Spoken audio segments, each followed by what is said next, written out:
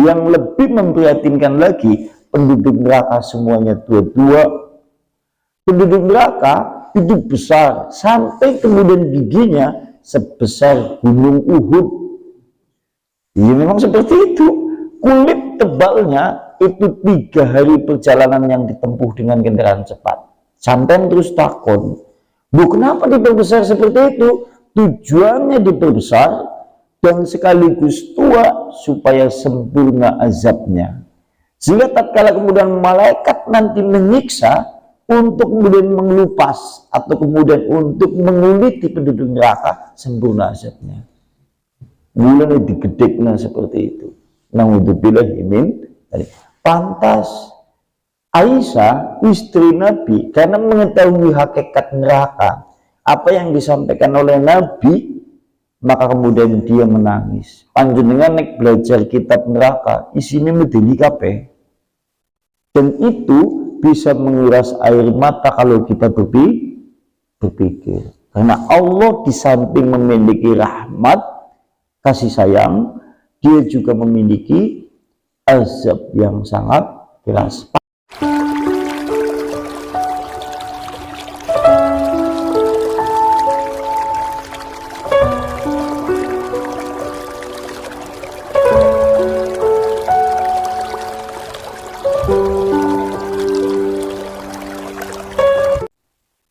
Lantas disebutkan di dalam hadis yang lain ini, disebutkan di dalam hadis yang lain, yaitu riwayatnya diriwayatkan oleh Hasan Basri. An Aisyah, dari Aisyah. Aisyah berarti istrinya Nabi. Radhiyallahu anha, mudah-mudahan Allah meridhai kepada Aisyah. Annaha dakarat annar fabakat. Suatu saat Aisyah istrinya Nabi ingat kepada neraka. Lantas kemudian dia menangis. Istrinya Nabi kelingan neraka, kemudian dia menangis. Dia ingat neraka, kemudian dia menangis. Ya bagaimana kemudian tidak ingat coba? Sing jenengane sifat neraka, satu, apinya sangat panas. Apinya sangat panas. Panasnya disebutkan dalam hadis Nabi, dinyalakannya 3000 tahun. Ukidan 'alaiha alfasanah, dinyalakan neraka 1000 tahun sehingga warnanya menjadi merah menyala.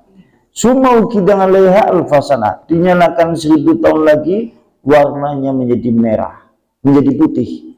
Dinyalakan 1000 tahun lagi, warnanya menjadi hitam. Maka warna api neraka di antaranya adalah wahyu saudau mudlima, hitam pekat seperti malam gelap gulita. Berarti geni neraka warnanya hitam pekat seperti neraka. Sehingga Ad-Duhaq itu berkata, Ad-Duhaq dia berkata, Jahanam sauda, neraka Jahanam hitam, apinya hitam, pohonnya hitam, lembahnya hitam, penduduknya hitam-hitam.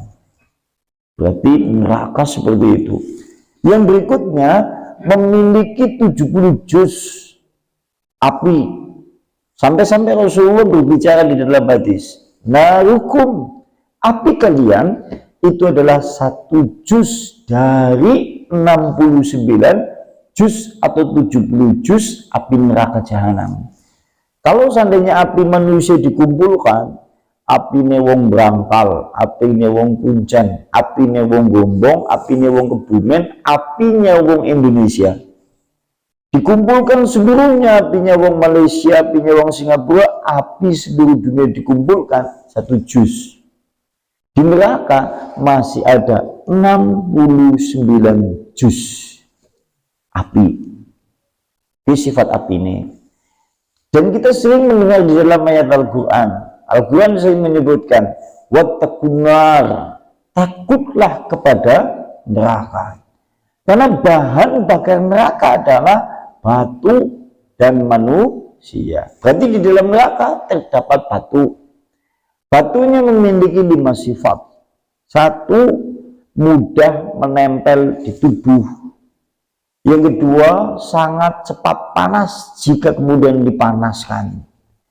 Yang ketiga, asapnya sangat banyak, warnanya hitam pekat. Kemudian baunya busuk dan susah hilang panasnya jika sudah panas. Api atau batu yang ada di dalam neraka. Belum lagi yang lain-lain. Bagaimana terkait masalah yang ada di dalam neraka. Bahkan kalau di kitab dahsyatnya neraka, di neraka juga terdapat ular dan juga terdapat kalajengking. Yang lebih memprihatinkan lagi, penduduk neraka semuanya tua-tua. Penduduk neraka itu besar sampai kemudian giginya sebesar gunung Uhud. Ya memang seperti itu. Kulit tebalnya itu 3 hari perjalanan yang ditempuh dengan kendaraan cepat. Sampai terus takon, bu kenapa diperbesar seperti itu? Tujuannya diperbesar dan sekaligus tua supaya sempurna azabnya. Sehingga tatkala kemudian malaikat nanti menyiksa untuk kemudian mengelupas atau kemudian untuk menguliti penduduk neraka, sempurna azabnya. Mulai digedeknya seperti itu. Naudzubillahi min dzalik. Pantas Aisyah istri Nabi karena mengetahui hakikat neraka apa yang disampaikan oleh Nabi, maka kemudian dia menangis. Panjenengan nek belajar kitab neraka isinya medeni kabeh, dan itu bisa menguras air mata kalau kita berpikir. Karena Allah di samping memiliki rahmat, kasih sayang, dia juga memiliki azab yang sangat keras. Pantas Aisyah nangis. Dewek jarang nangis neraka. Karena mungkin boleh jadi mungkin ngerti nih dewek neraka itu gini bis. Padahal isinya naudzubillahi min dzalik. Jangan sampai kemudian nyicipi barang sehari, karena sehari nang neraka itu sebanding 1000 tahun. Itu seperti itu. Berarti satu hari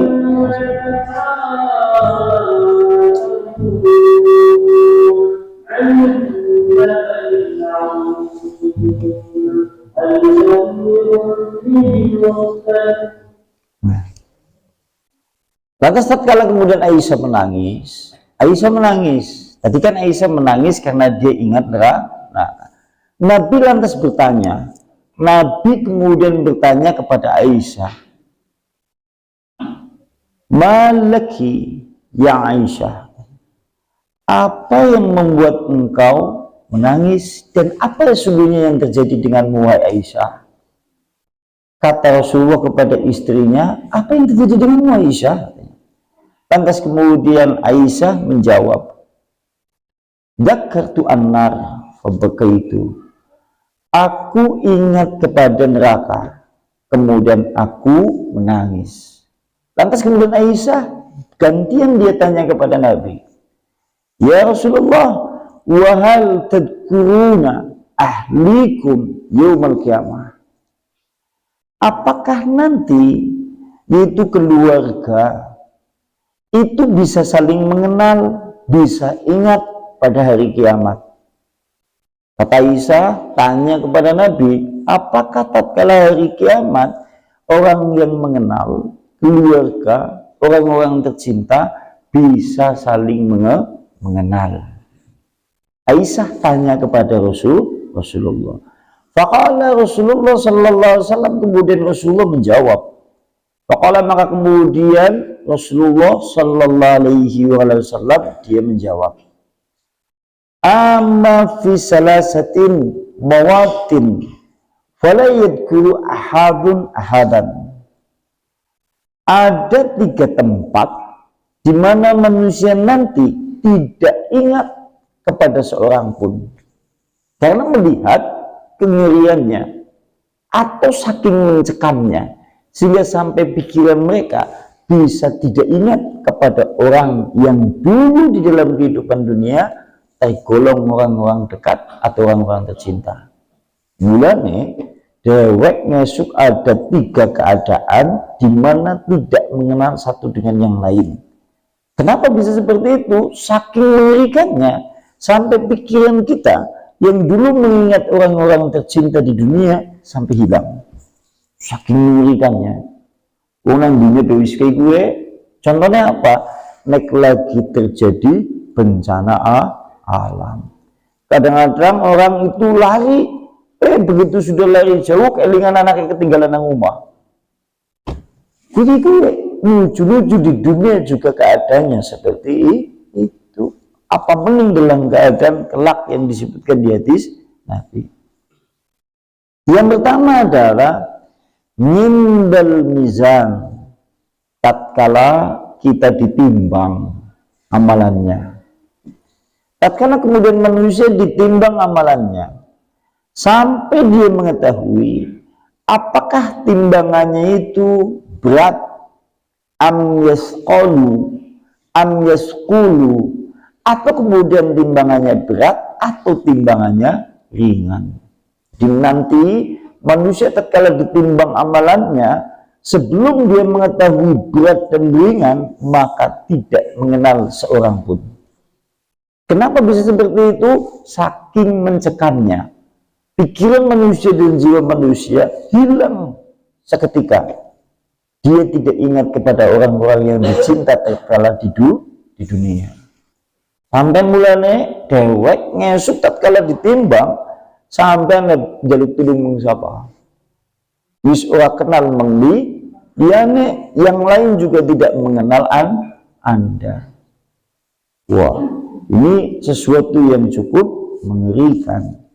Kemudian berikutnya, wangin bal kitabi hinna yuqalu ha'umu akra'u kitabiyah, yaitu di saat dibagikan kitab buku catatan amalan manusia, tatkala nanti diberikan buku catatan amalan manusia, sampai kemudian dikatakan kepada orang itu, ambillah dan bacalah kitab ini. Surat Al-Haqqah ayat 19. Di sana Allah Subhanahu wa taala berfirman, ha'umu akra'u kitabiyah. Ambillah, bacalah buku catatan amalan Anda. Surat Al-Haqqah ayat 19. Hatta ya'lama aina yaqamu kitabuhu afiyamini au min wara'i dhahri. Sampai manusia itu mengetahui apakah buku catatan amalannya itu nanti diberikan melalui tangan kanannya atau dia menerimanya dari belakang punggungnya. Tapi tatkala kita menerima buku catatan amalan itu, atau tatkala nanti di Yaumul Mizan sampai diberikan buku catatan amalan itu, apakah kita menerima dengan tangan kanan atau dari belakang punggung, maka pada saat itulah manusia tidak mengenal kepada seorang pun. Dan kita tahu, nek panjenengan menerima dengan tangan kanan, berarti sampean wong beja.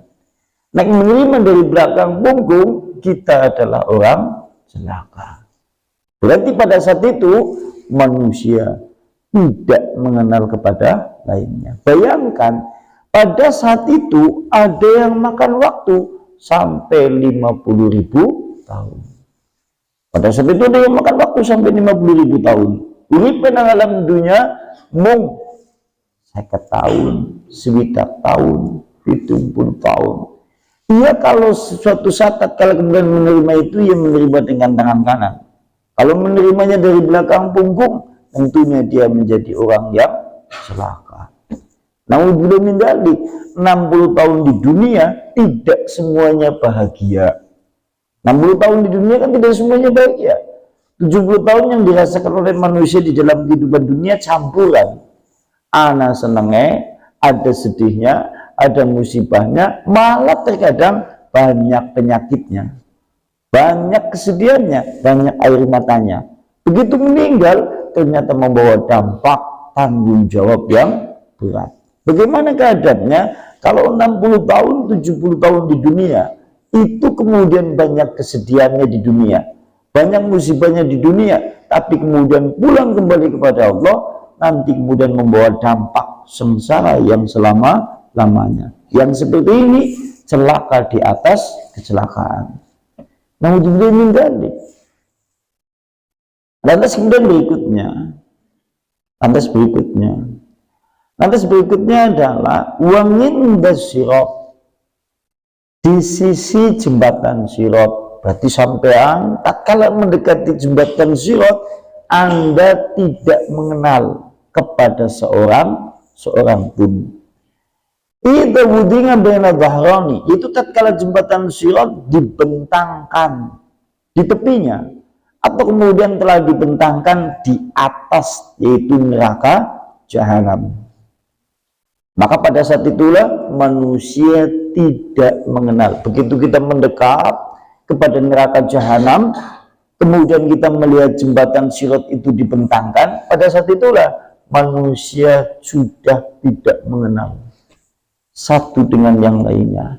Sampai ngundang mentanggane kenal.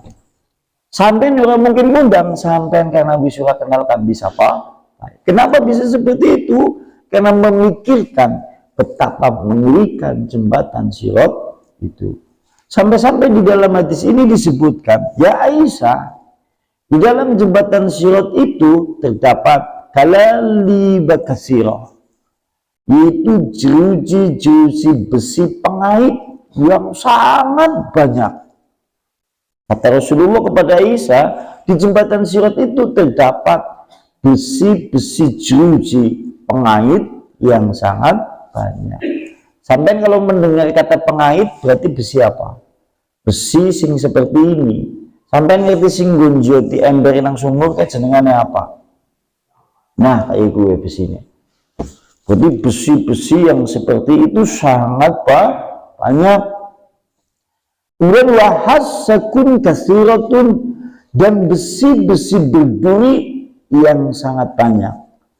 Sampean berarti di jembatan sirat itu terdapat besi-besi berduri yang sangat banyak. Dua sing berduri apa? Durian. Berarti nang kana ana durian besi sing jumlah akeh banget. Kemudian berikutnya, yahbusullahu biha masya'a min khalqi. Nanti oleh Allah ada yang ditahan. Oleh Allah ditahan ada.